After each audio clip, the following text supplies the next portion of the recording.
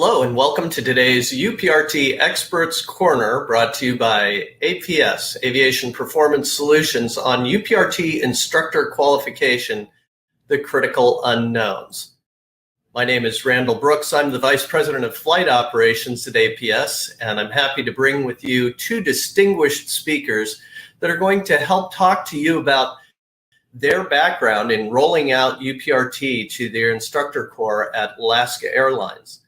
A week ago today, I was on the other side of the international date line delivering UPRT instruction to Boeing and Airbus instructors for an international airline, and it really brought home the subject that we're going to be talking about today. There's an awful lot involved in UPRT instructor qualification that just is sort of invisible to people that haven't had firsthand experience with it. And those lessons are going to be shared by our speakers today.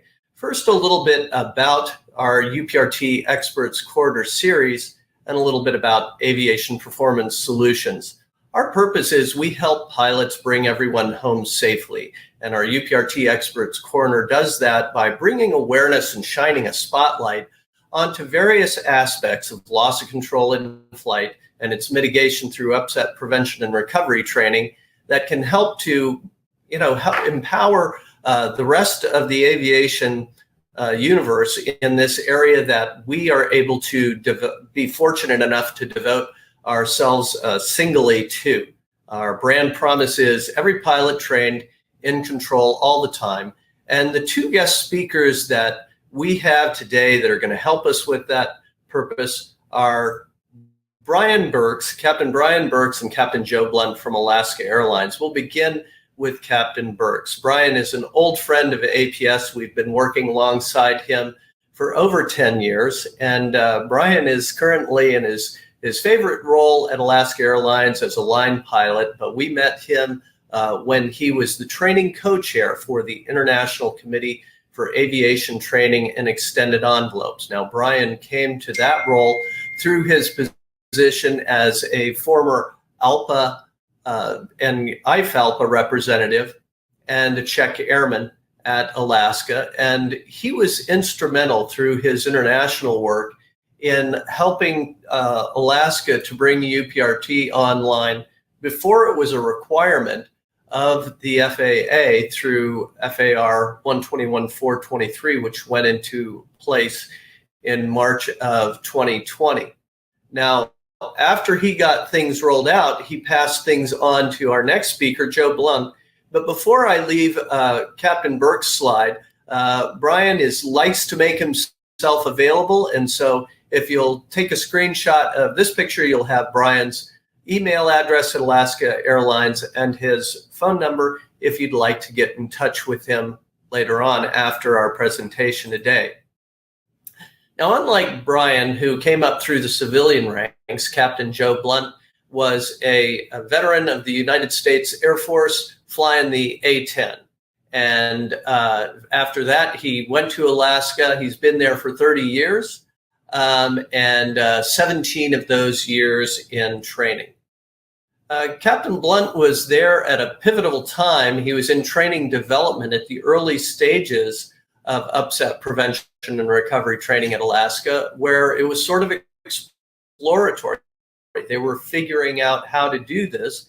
And then he became the director of flight standards at Alaska, which is a position he held until a year ago. And it was in that role that he really had to wrestle with instructor effectiveness and instructor standardization.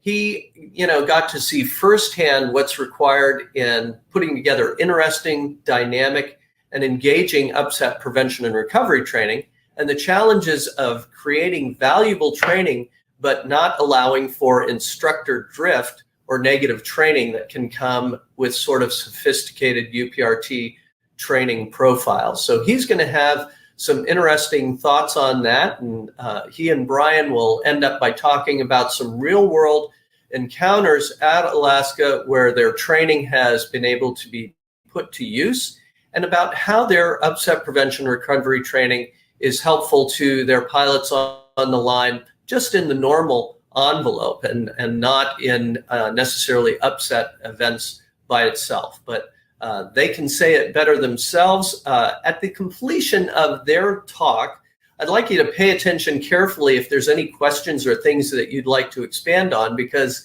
we hope you'll stick around for what's normally one of the most interesting portions of our presentation, which is a question and answer. Now, being busy airline pilots, Captain Blunt was on the road when we recorded earlier, and Captain Burks, although he's in Phoenix, where I'm broadcasting from today, he's in Phoenix Sky Harbor getting ready to go on a flight, but he's making time for us for our questions and answers. And so get those ideas together. You can put them into the chat stream and we'll try and get to them. We hope that you'll enjoy what Captain Blunt and Bryan Burks have to say. Well, thanks, Randy. We appreciate the opportunity to participate in this excellent discussion. I'm here with Captain Joe Blunt from Alaska Airlines. My name's Bryan Burks. I've been at Alaska Airlines for 27 years. Right now, I just fly the line full time, my favorite job at Alaska. What got me into UPRT was actually involved in ALPA work. So I was an instructor pilot, check airman, almost 20 years ago. Really enjoyed that. And I have a civilian background, which provides a nice contrast to what Captain Blunt brings to us. I flew small planes up in Alaska. And then ALPA work got me into learning much more about simulators and training platforms than I ever thought I would get the opportunity to know about. So I became kind of a representative for ALPA and IFALPA on international efforts to standardize and harmonize the use of flight training devices. And I learned a lot. And one of the things I learned about was the capabilities and the limitations of full flight simulators. That kind of migrated into how I got involved with APS and Randy and others in industry, and that's in the upset prevention recovery training domain. Loss of control in flight had become the #1 cause of fatalities and whole losses in the transport world, and probably even more concerning was that we were not reducing the rate of accidents. In fact, as the global market grew, we were seeing loss of control accidents increase as flying increased. So in 2009, a committee was formed under the auspices of the Royal Aeronautical Society, and I presented a paper on behalf of ALPA. And from that conference, we were directed to form a working committee that we worked on for 4 years to address this deficit of loss of control training for airline pilots. And Randy, you were the co-chair with me on the training regulatory side of that, and we learned a lot. So with that background, we were charged to come out with providing solutions to industry. And I'll just give a brief recap of that process. We were given a clean sheet approach. So look at whatever platforms were out there that could address the gap between where pilots need to be as far as knowledge and skill sets to recognize, prevent, and recover from upsets. And then what the training platforms out there were that would close that gap. And what we came up with were 3 main elements of how we could address that. There was not one clear technological solution like controlled flight into terrain was solved pretty much by ground-based eGPWH databases, TCAS providing technical solutions to in-flight collisions. But the UPRT loss of control was a much tougher challenge because there wasn't one true answer to that. But here's what we came up with, and Joe can speak to this specifically, how we implement this at Alaska Airlines. But first off, we really needed to address aerodynamic academics that we realized, at least in the United States and most of the other nations that had their regulatory bodies, we assumed that airline pilots had the requisite knowledge when it came to basic aerodynamic academics. And what we found through our surveys, we could not make that assumption. Certainly, if someone came from a military background and had exposure to on-aircraft tactical training, they got that really high level of knowledge and academics. But on the civilian side, all I can tell you is that I passed my ATP written. And then later on in my career, I went through 2 training programs at Part 121 Airlines where really there wasn't a whole lot of emphasis on aerodynamic academics. And that was that really opened my eyes. The second part we really learned was that on-aircraft training really could help close that gap, particularly when it came to developing the recovery skill sets necessary if you got the aircraft in a position where you actually had to recover from an upset. A lot of that's due to G awareness, G forces, but most importantly, the psychological elements. And then thirdly, we wanted a graduated approach, which was, if we're going to provide solutions to industry, what's the most common tool that's utilized out there in industry? And we learned it's the full flight simulator. And through the 4 years of ICAD, we learned there's limitations to what a full flight simulator could do, but there's also enhanced capabilities in how we could use the full flight simulator as the appropriate platform to close this gap for pilot understanding, knowledge, awareness, and recovery skill sets if it was used appropriately. Now, putting this all together, probably the most important element in the delivery of UPRT is not the simulator, it's not the good aerodynamics academics course, it's a knowledgeable instructor that has clear training objectives developed by the airline, and then the use of the appropriate tools, and I'll focus mostly on the full flight simulator, to provide practical demonstrations to meet what those training objectives are. And number one, that's prevention. So both crew members monitoring the flight path, the energy state of the aircraft, so you never get to the outside of the envelope where you have to rely on recovery skills, although in the new rulemaking, recovery skills are required to demonstrate, and we use the full flight simulator to do that. So with that, what I want to bring out is, after our caddy work was done in the United States, the new enhanced simulators with the enhanced iOS station for instructors, the enhanced aero model that allowed us to accurately demonstrate aerodynamic stall in the simulators was implemented in 2019. Our work was done prior to that, and it was handed off to people like Joe, who was the director of standards at Alaska Airlines. However, during that process, as we were developing maneuver sets, I want to just talk about some key takeaways from my point of view. And one is that if we use the simulator appropriately, it became the best vehicle to impart practical demonstrations of aerodynamic concepts.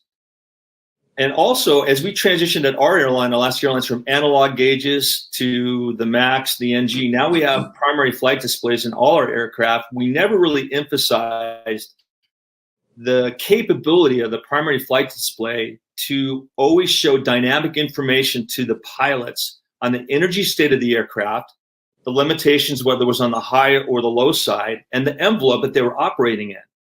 So we came up with practical demonstrations to contrast the behavior of the aircraft, and we really emphasized on manual handling characteristics, so autopilot, auto throttles off, and we gave pilots demonstrations that were essentially academic demonstrations of the capability of the aircraft, using the simulator to do that.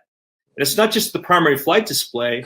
Some of these aerodynamic concepts are also related to the flight control force feedback that they get from the aero model.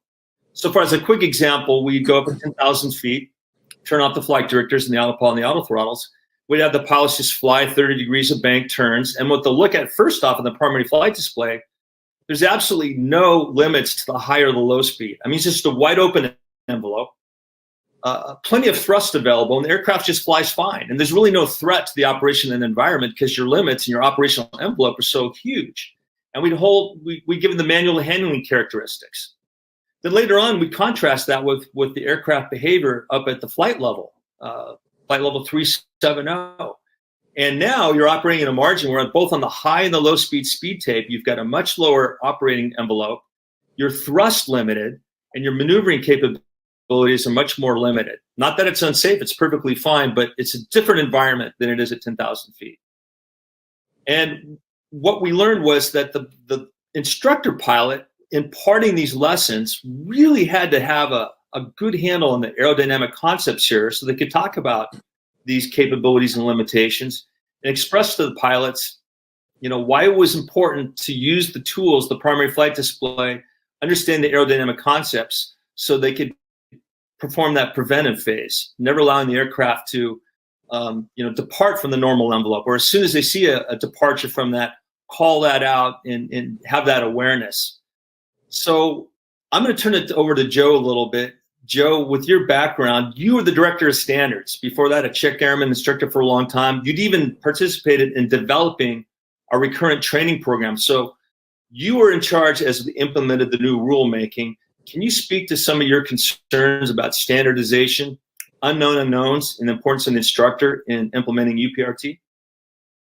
I can. Hi, Brian. I'd like to say, I've been involved in the training world at Alaska Airlines for about 17 years now.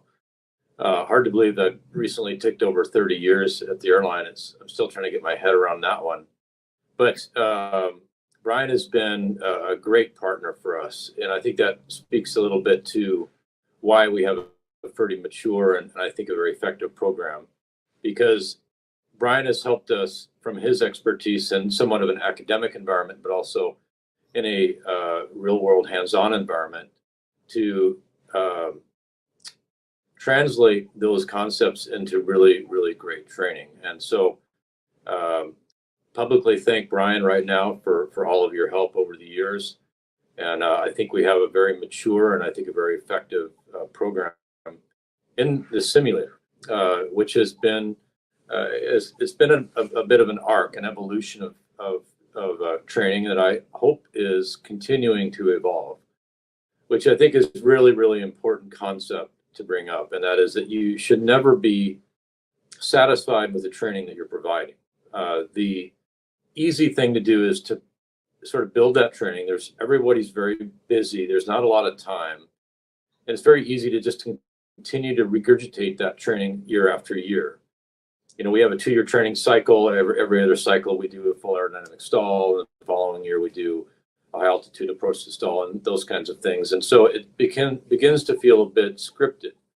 And so we have, I believe, continued to evolve the training, continued to train the trainers and make this a very rigorous and very active program. And so that's what some of the things that I've been involved in. I was involved in training development when UPRT first came to the fore. And so therefore I was involved in actually having to create training that was, out of the regulations and out of what was, somewhat exploratory at the time. We didn't really know how to do this. So that's kind of been my role. I am not currently the Director of Flight Standards in Alaska. I stepped down about a year ago, and I continue to be an APD and very active as an instructor. And today I'm actually on a layover on a OE trip. I'm in Anchorage, and I'll be flying down through Southeast Alaska today. So with that, yes, the training initially, I think we did a lot of work to make sure that the pilot receiving the training didn't feel like this was an academic exercise, but instead how to make the rubber meet the road. So the other thing that I'm very involved in and very interested in is instructor effectiveness and also instructor standardization. And that is a huge challenge. Right now, I think is a great example of why. And we have a tremendous amount of growth happening at Alaska Airlines. And I know that is happening everywhere else as well. I know that we are not the only one that is hiring a huge number of new check airmen and instructors as well. And so with that influx, that challenge of instructor effectiveness, of education, and then of instructor standardization is just a gigantic challenge that I'm involved with daily. And there again, it's very easy. The easiest way to train an instructor is by rote, in meaning that you follow step A, it's a menu, go do this, step B, step C, and so on. And so in order to achieve a standardization, then it's the most obvious way to do that is to dumb down the training, to make it very rote. And we have to avoid that. And as much as standardization is incredibly important in that a student doesn't hear a different thing from one instructor to the next, from one simulator event to the other, from one year to the other, it is equally important that training is extremely interesting and dynamic and engaging. And so that requires you to avoid the tendency to build a training program that is overly menu driven. So that presents a lot of challenges that we are willing to embrace because we value the training even more than we value the potential for a little bit of drift. So if we set the goal of great training first, and then we make sure we monitor and tune that training constantly to make sure we have standardization and accuracy, then we achieve our goal, as opposed to coming at it from the other direction, or we make something that is a bit overly menu driven, accept the fact that training may not be quite as good because we've achieved a higher level of potential standardization. So maybe cutting things a little bit thin, but I think that you understand the difference in priorities here is that we love great training and we hate it when pilots sort of roll their eyes and go, okay, here we go again, if that makes sense. So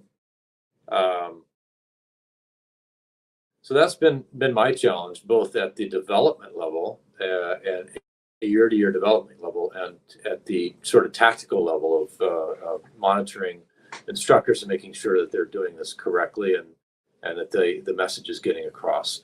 So example of that is that on the training the training development side is this concept of doing these high altitude full aerodynamic stalls.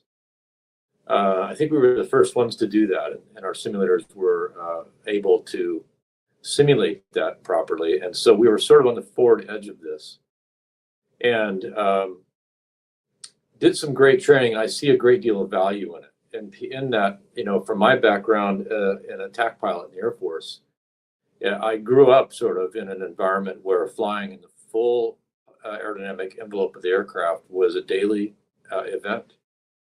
And so it didn't really dawn on me that, as I got into this world, that there were pilots out there flying around that had not had anything like that at all. So it was an interesting learning curve for me to learn that not everybody understands this stuff very well.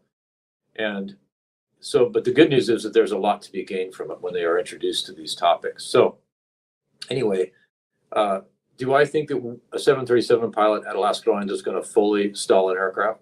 No, I actually don't think that. But I think that the value of that training is tremendous because they get to understand the normal envelope of the aircraft because they have explored, the edges of it. And that is super important. And we do a lot of that here at Alaska. We have some very creative training that we do in the simulator that expands pilots' understanding of the entire capability of the aircraft so that they can be very much more effective at it in the normal sort of day-to-day envelope of the aircraft. So we do that training and we show them the full aero stall and how the aircraft behaves in the stall and how to recover from that stall. And they learn a lot more than just stall recovery in that.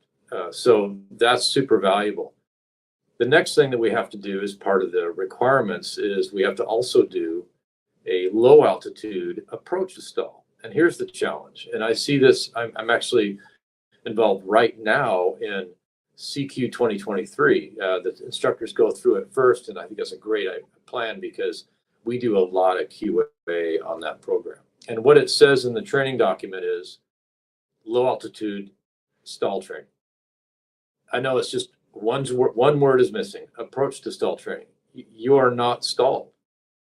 And so even those subtle little language differences have to be brought and fixed because the aircraft we come off a freeze at 1,000 feet and about 500 feet, around 450 to 500 feet, the aircraft enters stick shaker, right?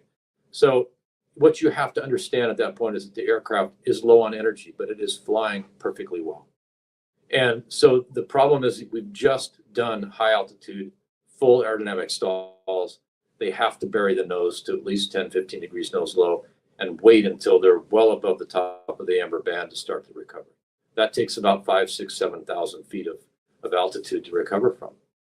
The low altitude approach to stall training is a completely different animal. And that's why we always end up with that. We always stop end ET training with that because that's what we want them to walk away with because that is realistic. We have had that happen here at this airline where we've hit stick shaker on approach, and the captain who was flying buried the nose, and the FO, as a great PM, did a great job in helping him recover. But even yesterday, no, 2 days ago, I was in the sim with two instructors, giving them the training, and guess what they did? They buried the nose, and we went back and did it 3 more times until it was right. So there is the rub. You know, we everything we do has a consequence, and we have to make sure that the training, the actual training material itself, the language that we use, down to the actual how do we present that training in the simulator to make sure that this is having the right effect, is working. So and I know you want to maybe ask me a couple of questions, but I also wanted to bring a success story into this, and this is recent. So early last week, I was informed that we had an event out of the line within the last couple of weeks where an NG on final approach, inside the final approach fix, had a bird strike that sheared a pitot, and they went right into stick shaker. Okay, the field was in sight. The captain was flying, handed the aircraft over to the FO to deal with the situation, commanded the FO to continue the approach, and they had a perfectly safe landing. They chose not to go around because of the situation, and it was just a great report card on how we're doing in our UPRT training. You know, that could have been a very serious event in the past without such an easy and excellent outcome. And so I'm proud of that crew, and I'm proud of our training. And I think that is a small indication that we're on the right track. Well, that's an excellent example, Joe. And I just remember explicitly, I don't know how many years ago, 7 or 8 years ago for CQ, it was either day 1 or the day 3 event. I think it was the day 1 event. Pretty challenging. It was a departure heavy out of DCA to the West Coast. So very heavy aircraft. Taking off, we had bird strikes, which led to an engine event. And it could have been, you know, engine failure, fire, any combination. It was also a bird strike that took out a pitot static. So as the aircraft accelerated and climbed, it led to a subtle unreliable airspeed event compounded by an energy event. And looking back, those in industry say, hey, that's 2 pretty serious items. That's probably overtasking the crew. But what I liked about it is we had years preceding that of unreliable airspeed training. Right. But now this is actually a realistic scenario. It's not unrealistic to hit birds that take out a pitot static as well as an engine or something else. And unreliable airspeed, we've had quite a few of those events, I know, at Alaska Airlines. And so far, we've had good outcomes. So credit to your team for that. One thing I want to share with the audience is we kind of started delivering enhanced UPRT in 2012, and Folk with Data allows us to collect, you know, performance out on the line. And one thing that we've been able to measure consistently since 2012 are what we call low speed cursor rate. And that's a pretty elegant data point. It's basically when you reach 10% above minimum safe speed. So you're just above stick shaker. You're well in the bottom of the amber band if you're used to a primary flight display, which is a real low energy state. That's fairly critical. And what's nice about that point is regardless of the aircraft configuration, the altitude, the variant, 10% is 10%. It's just based on whatever that platform is that you're flying. We've had, since 2012, a 90% reduction in that low speed precursor rate, which shows that pilots are becoming more aware of energy state and the flight path, and perhaps there's some correlation to the training that you have designed and put in there. Great stories. I want to give an example to the audience of an explicit training objective and how we use the simulator. Maybe you can speak to that. So one thing we came up on ICADI was we saw consistently that when pilots on the line were faced with an unexpected event that involved low energy state, stick shaker, and or stall, if it was combined with a bank, so that you're in a low speed event in a bank, that pilots tend to prioritize what? They tend to prioritize roll over reducing angle of attack. So we came up with an exercise. It's basically a low-speed demonstration. So you're in the amber band at 10,000 feet, thick air, lots of thrust available, but they allow the pilots to feel how sluggish the aileron control is at high angle of attack and high drag. And then we put them in this scenario where, hey, we want you to do a rolling recovery, which is, continuing to keep the aircraft in a threatened environment. And then we contrast that later on to reducing angle of attack while they're in the bank first. And now they have more effective aileron control. That's an example of a pure training objective that leverages the capability of the simulator, the primary flight display, but also the force feedback in the simulator. And then let's contrast that to, we put them up at high altitude, and we intentionally showed them in this thrust limited environment, which wasn't in our curricula, I don't think, in the past, where we intentionally slowed the aircraft down into the amber band. And we get to about the bottom third of the amber band, let's say at 35,000 feet, and we have them set max continuous thrust. And so what happens is you're right at the drag curve where you're thrust limited. So the airspeed stagnates, let's say at, in the bottom of the amber band, you cannot accelerate. And then what are the pilots faced with? What's their decision point? What do they have to do? What's a real learning point to them is, even at max continuous thrust, we turn off the autopilot and the autothrottles, we have them descend at 1,500 feet per minute. And it's surprising to them how long it takes to accelerate with max continuous thrust in the descent to get a margin available to you. And also the takeaway on that is how sensitive it is, particularly in pitch, and how easy it is to get right back into a low speed event, even stick shaker up there. Can you speak to some of your experience of how these specific training objectives, which are really designed to teach aerodynamic concepts in the device, has import? Yeah, we have done, we started doing that right away. At the very, very beginning of UPRT training, we did, this sort of back of the power curve training, and how important that was. And it was actually, good timing, because around that time, we had just been flying to Hawaii for a fairly short amount of time. Our dispatch processes weren't as good as they are now.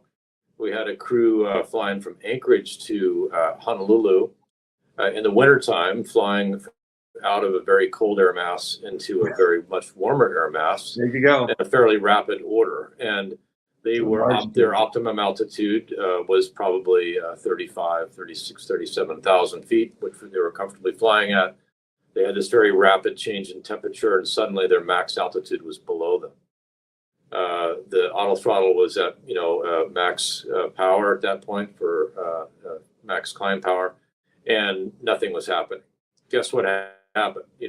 Their training clicked in. They knew what to do. Which is hard to do when you're out on the tracks, to descend without a clearance, right? That's kind of a sin. But they knew that that's what they had to do. And so they accepted that.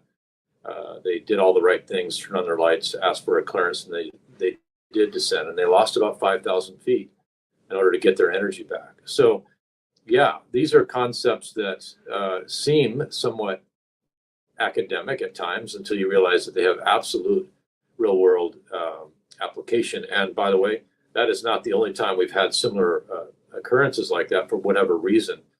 And those basic lessons make their way out to the line quite quickly.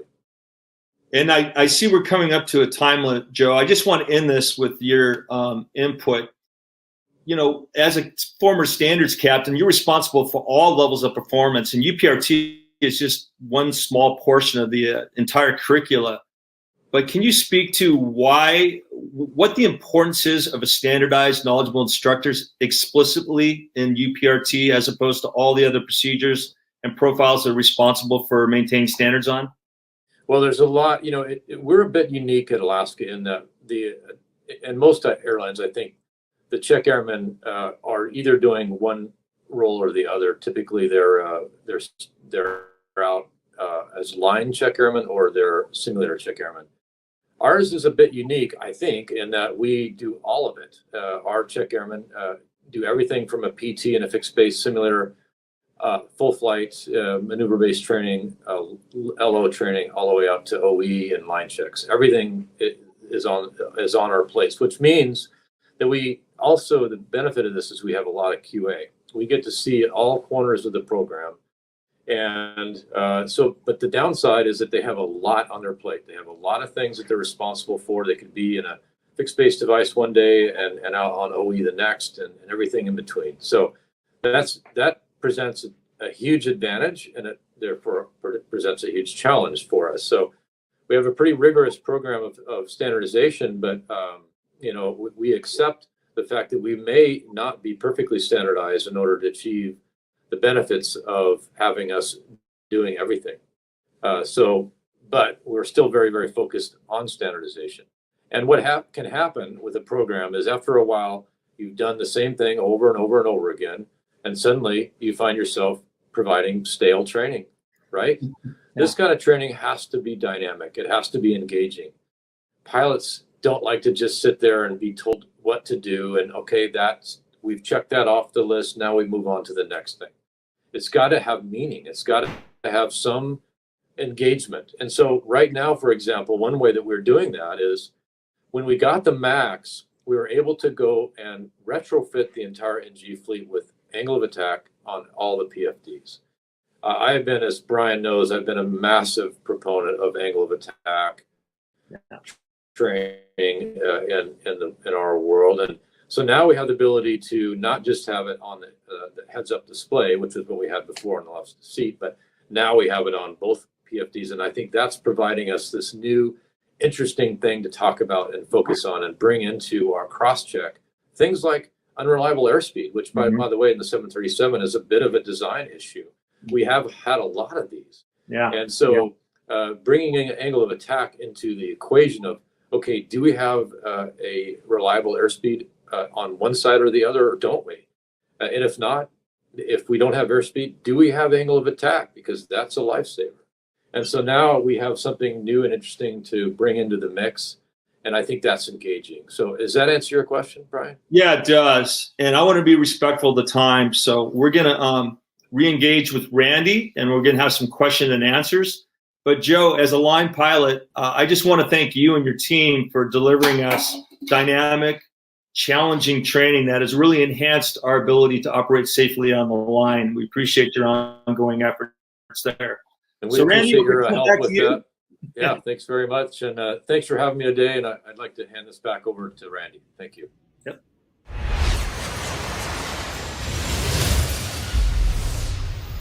All right, Bryan, that was a very nice talk. Thanks for making the time before your flight to meet with us today. We've got a couple of questions that have come in, and this is an opportunity for those of you that are watching to get Bryan's opinion and see if there's anything I can add on a couple of different matters. But I've got a question of my own for you before we begin with the questions that we've received from the audience, Bryan, and that's regarding the amount of time that it takes to qualify an instructor. I know you've been actively involved with that, both at Alaska and some other airlines that you have worked with. Can you tell us, in terms of classroom time and simulator time, what you think it takes to provide an effective UPRT instructor who can deliver training correctly? Well, I can give you my subjective opinion on that. And I have interacted not just with pilots at Alaska Airlines or instructors, check airmen at Alaska Airlines, but I've done that for several other airlines off property. And prior to the rulemaking going into effect, I think we hosted just about every U.S. airline up in Seattle with our demonstrator, which was the first full flight sim with the enhanced aero model and the iOS feedback station. So subjectively, my opinion is it's about 5 or 6 full 4-hour simulator sessions to get a check airman up to the standard that we're looking for. And what that entails is several components. So first off, the iOS station has a lot of new information that was not previously available. It has a VN diagram. It has the validated envelope to assure the instructor that whatever maneuver set is contained within the capability of the enhanced aero model. It has an alpha beta plot.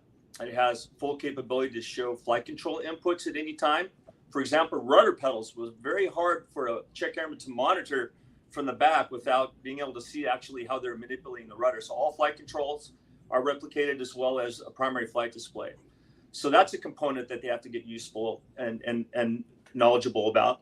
But most importantly, they just need some repetitions in the actual seat to feel the force feedback from the aero model, particularly in a high altitude, high drag state, much different from what they're used to with force feedback in the normal envelope. And it's not just doing an appropriate recovery. We allow our instructors enough time in the seat that they can see misapplied flight control inputs. So they can see the consequences of that. So they can recognize that when they're giving appropriate instruction and give knowledgeable feedback to the pilots about why that certain control strategy was not the best option for them in that domain. Now, I will tell you that when I first proposed, up to 5 or 6 simulator sessions to get just a check airman instructor up to that level of UPRT qualification, they were very surprised. And I got some pushback from flight training management because that's quite an expensive resource, both the check airman and the device. And sometimes you don't know what you don't know. And even on the academics, it's really important that they be well-grounded in academics prior. So I will tell you without exception, even though I was met with some skepticism when I presented that type of an approach to training departments and to check airmen, that once they got on there, they became believers. They really needed that time to explore the full envelope. And then you finish the series of 5 or 6 simulators where they're actually giving the instruction on the maneuver sets and being observed by one of your core UPRT development leads. So it's that type of progression. So by the final event, you've met the qualification to teach the specific training objective that's contained in that UPRT maneuver set. I hope that kind of explains it. And when you talk about academics and iOS, I know that from today, there's some fantastic colleagues of ours, very knowledgeable experts. UPRT is one subset of the training curricula, and we are getting better in the training environment. Captain Mike Varney, I saw that you were participating. Evidence-based training allows training managers and organizations to design more efficient delivery of training and even to expressly develop it to individual levels of performance based on past training experiences. That increases economies of scale and can enhance the training. And I know Captain Philip Adrian, using the appropriate task trainer for the training objective is important too. So we're looking for opportunities to enhance and make training more efficient. And where those levels where maybe it is a little bit more expensive, you can have that resource available because you've saved in other domains of the entire curricula. So it's using the best training device to impart what the training objective is. So like, you're learning how to program an FMS. You don't need a full flight simulator to do that. It could be a part task trainer. Those kind of concepts are important. UPRT is still fairly new in the curricula, but I hope in 2 or 3, 4, or 5 years as it migrates, it just becomes part of the normal training curricula for airline pilots. And even for my caddy work, our recommendations, which were embraced in Europe with the NPL, which was actually to include on aircraft training, not aerobatic training, but on aircraft all attitude training at the commercial pilot license as part of the NPL license. So we're learning. So that's just subjective. The more airlines gain experience in the domain of UPRT, the better we can codify what the most valuable opportunities are to train our instructors. Well, that answer jives very well with what we've seen, our experience and recommendations at APS. You've given some very matter-of-fact examples of the types of training and practice that instructors need. But as you said, sometimes people that haven't been involved in the domain are unfamiliar with all of those tasks. But like you, certainly the instructors and management have appreciated it once they see the end product of well-conducted training. From Tobias, we have a couple of questions. The first one is interesting. You've shared with me that you're going to a training event yourself once you get back from your next trip in what was one of the first simulators, if not the first simulator used in Part 121 training for full stall training. And Tobias asks if there are software updates to full flight simulators as the aerodynamics is intended to demonstrate at the edge of the aircraft's flight envelope. Certainly, you and I both saw the modifications that came out of iCaddy that resulted in your simulator. Do you know if that particular simulator has been modified since it was initially put into use? Yeah, it's been subtly updated. And the first one was 800 full flight sim NG, sim 37 NG. And keep in mind that this was just a hypothesis of iCaddy. In our work, we realized that existing simulators were only accurate up to critical angle of attack. But once you got beyond that point, the aero model itself could not support or replicate realistic behavior in aerodynamic stall or anything. Keep in mind, the critical angle attack is just the beginning of that. So the rulemaking actually ended up at 10 degrees greater than critical angle of attack, but that's a limit as well. So that's the importance of having a validated envelope as part of the iOS station. So the instructor can ensure that whatever recovery is performed in the simulator is within the validated envelope, so we can be confident that the aircraft application, the behavior, is consistent with the real aircraft. And it was just a hypothesis. So we worked about 18 months. First off, you have to get the data from the manufacturer. At the time, we had 737-400s. Boeing did not have that data because it was not a certification requirement. Luckily, they had it for the NG fleet. So we spent quite a bit of time tuning and implementing that model in the device. And then subjectively, we invited in about a half dozen Boeing flight test pilots that actually done full aerodynamic stalls in different regimes in the actual aircraft as part of certification. And that was the aero model that was implemented. And they allowed us to tune it so it would be representative of aircraft behavior. And keep in mind that no two stalls are ever the same, but we don't need a level of perfection. We just need representative behavior. That first model was actually also provided by Burl. So you can get validated models from the manufacturer. And there are other sources like the Burl Corporation, which has that modeling capability and actually has built the feedback tools for the instructor called the stall box. So we have actually both types amongst our fleet of simulators. We have aero model from Boeing, we have aero model from Burl, and we also have the simulator manufacturer building in the tools as well. So we've kind of looked at all of the models and the platforms. And what I can tell you, although I have a subjective favorite, is that they all meet the standard required of the FAA. And as this is new, as we get feedback from simulator engineers, from pilots, from check airmen, just like every other facet of aviation, I'm expecting both the hardware and the software, the aero model and the device to improve as we gain experience of it. But most importantly, as a trained instructor, and then probably the second most important is very specific training objectives. So you're not just shooting all over the chalkboard. You're actually trying to impart very specific training objectives and using the simulator as a way to demonstrate practical aerodynamic applications in that domain. And I want to expand on two items that you've just mentioned, the validated training envelope and the training objectives. I just came back from working with an international carrier, and now that the U.S. has put the requirement for full aerodynamic stalls in there, the devices that we were using, both a 737 MAX and an Airbus A330, had been modified and had the full aerodynamic stall, but it had not been validated. And so we warned them, cautioned them against using that capability unless they were willing to go ahead and have that certified. And they didn't have a regulatory requirement in their particular country. So while it was useful for familiarizing the instructors, it's not something that they will necessarily roll out to their line pilots at this point. Tobias's other question, which we can answer, is about the stick shaker and whether that occurs at CL max. It actually occurs prior to CL max or the full aerodynamic stall in order to provide pilots with a warning. Our friend Skip Johnson has a great question. I'll go ahead and hit this one first, and then I'd like you to comment on it, Bryan, since Alaska's flying classically controlled aircraft. He asks if training requires practice with augmentation off, and he's referencing Air France 447, and so I can touch on that both with the two Boeing fly-by-wire flight envelope protected aircraft that I'd worked with. The 777 and the 787 both have bank angle protection. And when we got in the device at the beginning of training, we started turning the bank angle protection, the automation off.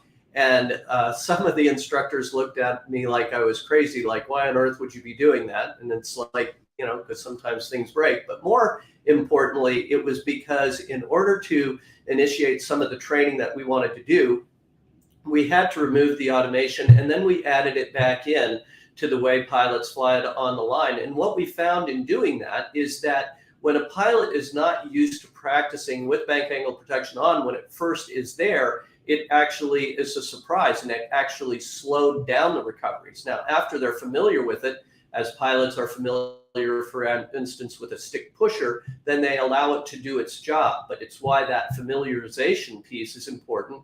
And I will tell you that with the Airbus flight control laws, there is obviously a chance that those might not be there. But in order to teach the pilots the correct response, you have to go into degraded modes in order to allow the aircraft to get into some of the places that it should not get to within normal law. Do you have any comments regarding the use of automation in teaching UPRT, Bryan? Well, I agree with everything you said, Randy, and that's my experience as well. I did have the opportunity to teach UPRT to training captains in the Dreamliner, the 7.8 and the 7.7 with the enhanced automation and fly-by-wire and envelope protections. And I agree with everything you say. And let's just look back at Air France 447. Those 3 crew members had never hand flown the airplane at altitude with the normal envelope protection, whether it's on the line or in the simulated world of training.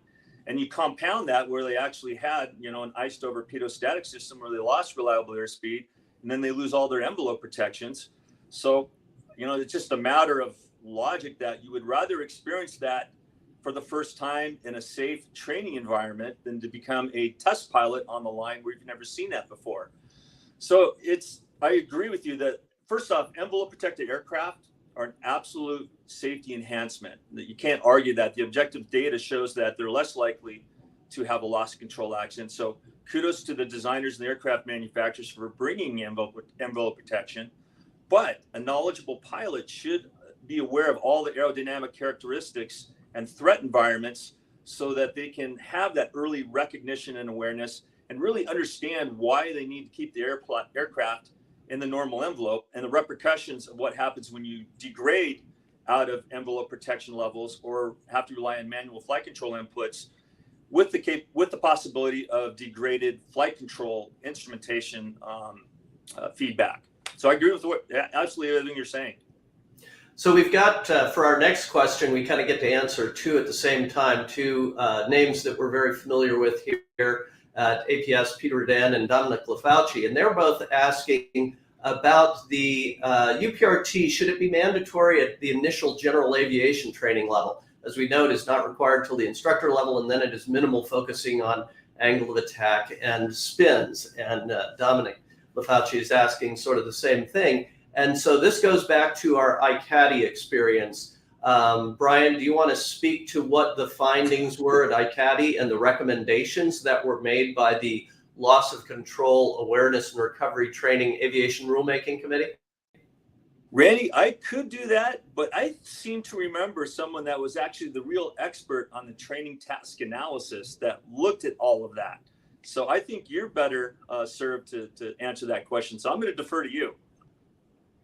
Well, I was only the person that corralled all of the inputs of the 40 or plus people that we had participating in ICATI as a part of the Royal Aeronautical Society. And we found that it was sort of unrealistic to get airline pilots such as yourself into on aircraft training. And the place that really made the most sense was at the licensing level. And so while most of the people that are listening today aren't aware of it, there was a recommendation made by an FAA Aviation Rulemaking Committee for upset prevention and recovery training prior to commercial licensing. And the words that they used were in actual flight. Now, the reason for their terminology there is that they knew that one of the main components or contributors to on-aircraft UPRT was the psychological human factors element that they just weren't going to be able to get from flight simulation. So that recommendation stands. It is what was behind EASA's adoption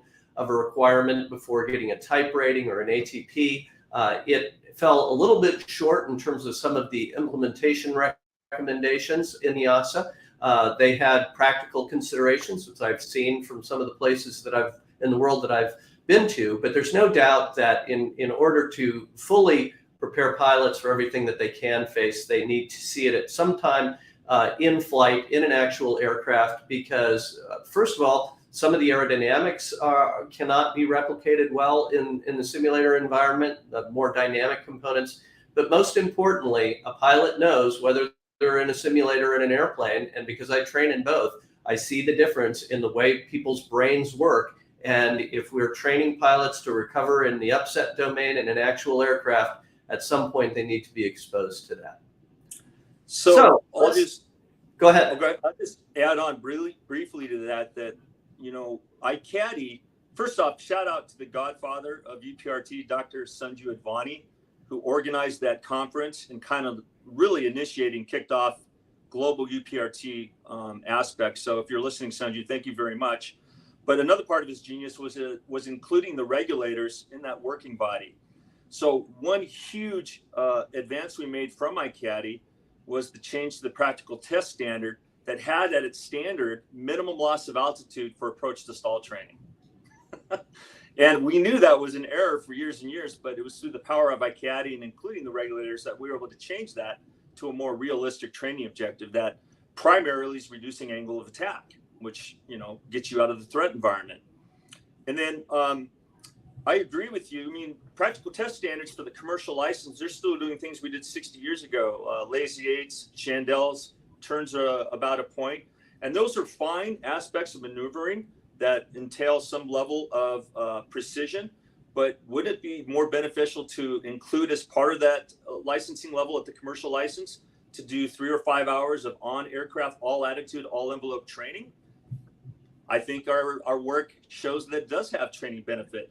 And it's a law of primacy. If you get that earlier in your career and you're working up towards the airline level, that's a consistent application of aerodynamic academics, and you see it consistently as you progress through the pilot training ranks at an airline. Yeah, in the chat stream, the conversation goes on to look at some of the practical considerations of implementing that training. And that's certainly a real consideration because the CFI requirements right now do not prepare instructors to adequately teach in the all-attitude, all-envelope domain. But, once upon a time, we didn't have a training requirement for instrument flying, and we determined that we needed to have instructors that had the skills to teach instruments. And I think, unfortunately, as we go on, we may determine that that's something that we need. Europe is a little bit better ahead of us, and Canada, they have requirements for an aerobatic rating that we don't have in the United States, which helps. One poster asks about ICATI, which we have been referring to. That is ICATTEE. It's the International Committee for Aviation Training in Extended Envelopes, and it was a standing working group that was set up by the Royal Aeronautical Society after a conference that Captain Burks participated in back in 2009, identified that the problem was bigger than a single conference could address. And so ICATI actually continued to work for about 3 years and resulted ultimately in ICAO's document 111, their manual on aeroplane upset prevention recovery training. And in fact, Carrie Bryson, our moderator, has a link to the ICAO manual on upset prevention and recovery training. And I think Carrie can put that link into the chat stream for people to capture. And that just provides a really, really good detailed understanding of instructor qualification. It has a listing in there of requirements. And I think that would be great for folks to review. So hopefully Carrie can place that in there for us. There was a question about whether or not UPRT requirements are continuing, whether that's an annual requirement. Can you speak to the 121 requirements for UPRT initially on an ongoing basis, Bryan?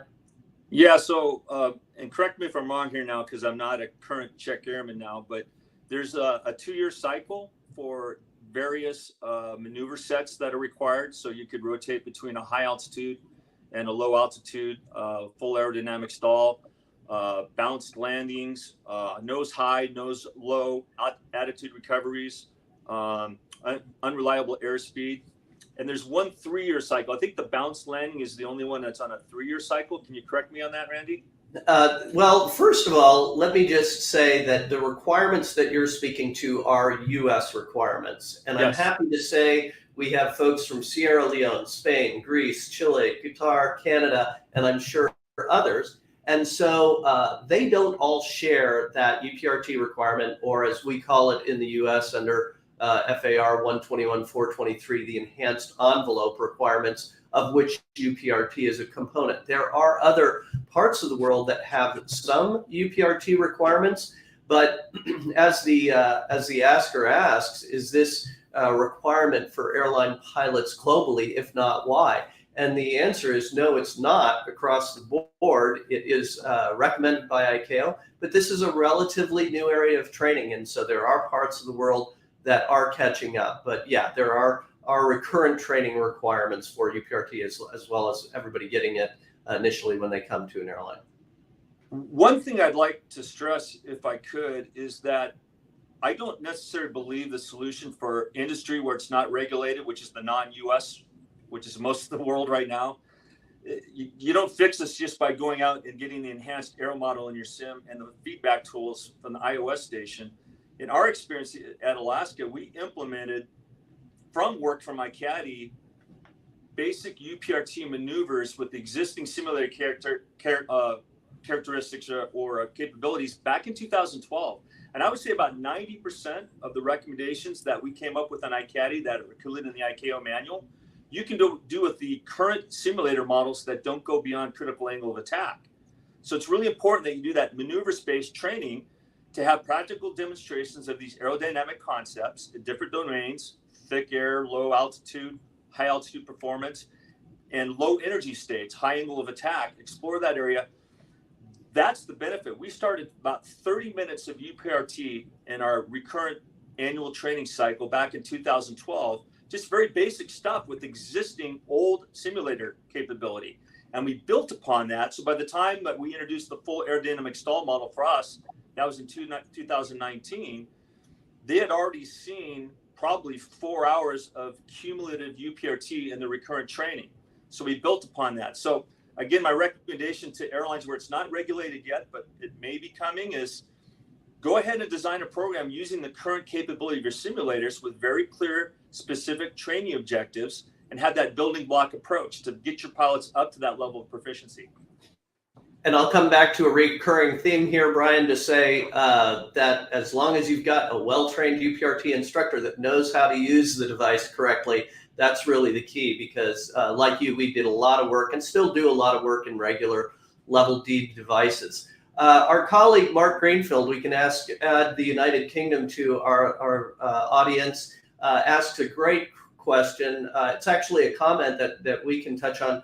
Primacy of training is absolutely essential here, and critically, it is essential that basic UPRT is consistently taught the same way that advanced UPRT is taught. That is not the case in the majority of ATOs in Europe. Well, I can say, Mark, that we share the same problem here in the US, even though we don't yet have the UPRT requirement that EASA has, in that we have sort of a general aviation rules and air carrier rules. And the air carriers have been, whether it's 135 or 121 here in the US, have been the beneficiaries of a lot of the work that Brian has been referring to from iCaddy and from some of these guidance documents. And it turns out that general aviation is somehow a little bit more resistant, or somehow a lot of those changes haven't trickled down. And I think that we as an industry relied on the fact that the majority of our pilots in the past had come from military training, and that's certainly not the case today. And so if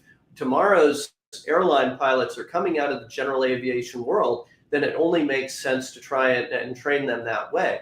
And to kind of verify Mark's point, we have UPRT requirement at the air carrier level, but it's not required really before that. So why is it that a young aviator who may go through a period of time flying King Airs and other aircraft or instructing, where they certainly are, the threat of loss control in flight is there, why shouldn't they get the benefits that the traveling public would? And of course, those traits would accrue. But essential to Mark's point is that they need to be consistent, because a lot of times we have little airplane techniques that are taught, such as rudder use, that does not translate into larger aircraft. All right, I'm reading a recent one that's come in regarding in my experience, early I found instructors have clear concept of first regime and second regime and the way they influence the stability, especially at high altitude. Do you agree with me this is quite important training objective? And if yes, how do you introduce the subject in your briefings before the full flight simulator session? So the first regime and second regime, some people may be familiar with that as the speed stability and unstable speed regime on both sides of best L over D speed at high altitude. So I agree that a lot of pilots aren't familiar with that. Have you done any work at Alaska in regards to high altitude slowdown situations?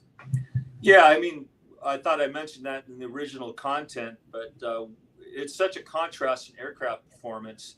So we do a demonstration at high altitude where we intentionally slow down the aircraft into the amber band, and at a preset point, we have the pilots select max continuous thrust. And what happens is the aircraft airspeed stabilizes, but it's not able to accelerate beyond the drag curve. So it's just stable there in a very dangerous spot where you have very little energy. You're still flying. You're not a stick shaker. You might have some departure on the upper part of the wing and maybe a little bit of buffet, but really your only option is to descend. And keep in mind that as you do this, usually we do this on the autopilot initially, so the stabilizer is trimming nose up to maintain the altitude. So when we actually have them recover, we turn the autopilot, the throttles off, we have them descend at 1,500 feet per minute. They're still in the amber band, and it's quite surprising across the board how long it takes for the aircraft to accelerate. It just accelerates really slowly at 1,500, 2,000 feet per minute. It takes like 3,000 or 4,000 feet just to get above the amber band. And if the pilot attempts to recover a little bit early with the elevator, keep in mind the stabilizer is out of trim for that condition as you're accelerating. So already your pitch forces are way more exacerbated at altitude. A little bit of pitch will give you quite a pitch oscillation, and you can easily go back into stick shaker or to a place you don't want to be. But that's very, very good training, because until you see it, you don't respect it. So prior to this training being implemented, pilots might have thought that just like at 10,000 feet or lower on, they could always accelerate out of a low speed energy state and have plenty of envelope and flight control available to them to recover the aircraft, and that's simply not the case. So I think it's really excellent training, and as Joe alluded to earlier, now we're seeing pilots taking preventative action prior to getting into that low energy state by descending early or doing some other strategy to avoid that high threat condition. I hope that answers the question. It does. And speaking of preventative actions, Bryan, I'm going to try and end things here, because we want to thank you very much for your participation, but we know we want you to get well prepared for the flight that you've got to make to Seattle. But really, you've contributed so much to today's presentation. Please thank Joe for us for his, and thank you everybody who listened in. We hope you've learned something about an area that we all can learn more from, and we hope that you'll tune in for our future examples of UPRT Experts Corners. Safe flying to you, Bryan.